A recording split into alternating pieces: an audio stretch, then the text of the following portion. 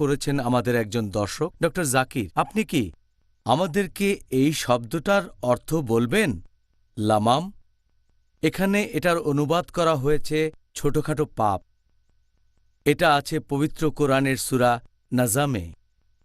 পবিত্র কোরআনে একটা আয়াত আছে সূরা নাজম অধ্যায় নম্বর 53 আয়াত 31 ও 32। এখানে আল্লাহ তাআলা বলেছেন যে পৃথিবী এবং আকাশে যা কিছু আছে সব আল্লাহরই।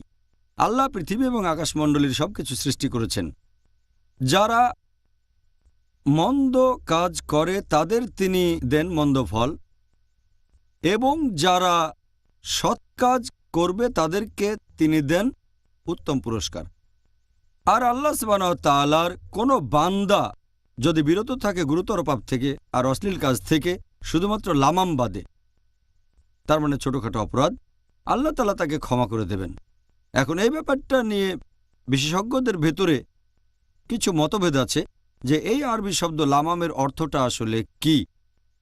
যদি আপনি পড়েন আত-তাবরী খণ্ড নম্বর 2 পৃষ্ঠা নম্বর 527, বলা হয়েছে যে বেশিরভাগ সালাফগণের মতে তারা বলেন যে লামাম এর মানে যে কোনো পাপ মাত্র একবার করা, গুরুতর পাপও হতে পারে।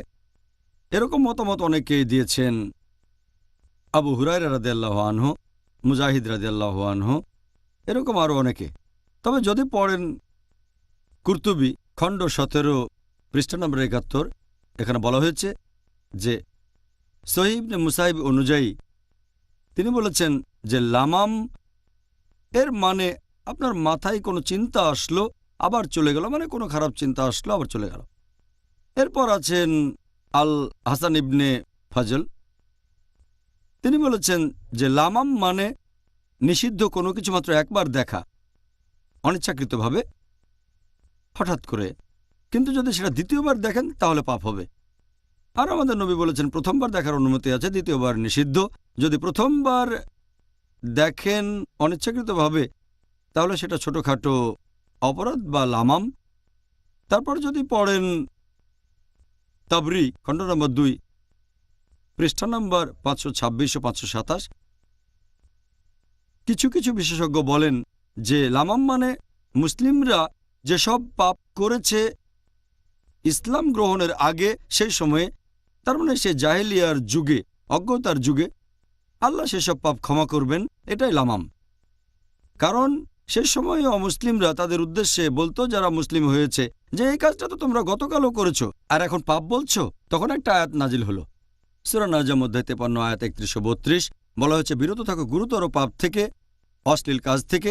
এছাড়া যেগুলো লামাম মানে অতীতে করা পাপ আল্লাহ ক্ষমা করবেন। তবে বিশেষজ্ঞগণের বেশিরভাগই এরকম কথা বলেন যে লামাম মানে ছোটখাটো পাপ, ছোট অপরাধ। এরপর আপনি যদি ইমাম রাগিবের মতামত দেখেন, তিনি বলেছেন যে লামাম মানে ছোটখাটো অপরাধ।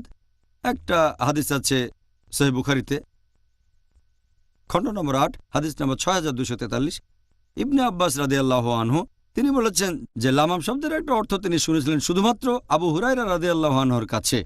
তিনি বলেছিলেন যে আল্লাহর রাসূল বলেছিলেন যে প্রত্যেক আদম সন্তান ব্যভিচারের পাপের ভাগী, তারা অবশ্যই এটা করবে।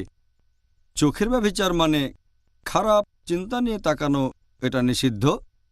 জিহ্বার ব্যভিচার কথার মাধ্যমে। তারপর মানুষের মনে যে আকাঙ্ক্ষা আছে, বিভিন্ন ইচ্ছা, এরপর তার গোপনাঙ্গ সাড়া দেবে বা অসম্মতি জানাবে। তাহলে লামাম শব্দের অর্থ নিয়ে বিশেষজ্ঞগণের ভেতরে মতভেদ দেখা গেছে। এছাড়া আপনি যদি পড়েন ইমাম আন-নাওভীর মতে, তিনি বলেছেন যে লামাম মানে মানুষের যে কাজটা করতে ইচ্ছা হয় কিন্তু করে না, বা করার কথা চিন্তা করে কিন্তু শেষ পর্যন্ত করে না, সে কাজটা করতে চায় কিন্তু করে না, এগুলো ছোটখাটো পাপ। এছাড়াও কিছু বিশেষজ্ঞ বলেন এগুলো নির্দিষ্ট কিছু ছোট পাপ। কিন্তু কুরতুবীর কথা অনুযায়ী খণ্ড নম্বর 17 পৃষ্ঠা নম্বর 70, যে লামাম মানে ছোটখাটো পাপ, ছোট অপরাধ। ইনশাআল্লাহ আল্লাহ এগুলো ক্ষমা করবেন। তারা এখানে কোরআনের রেফারেন্স দিচ্ছেন সূরা নিসা অধ্যায় 4 আয়াত 31, যে তোমরা যদি গুরুতর পাপ থেকে বিরত থাকো আল্লাহ তোমাদের লঘু পাপ মোচন করবেন। আপনি বেশ বিস্তারিতভাবেই প্রশ্নটার উত্তর দিলেন।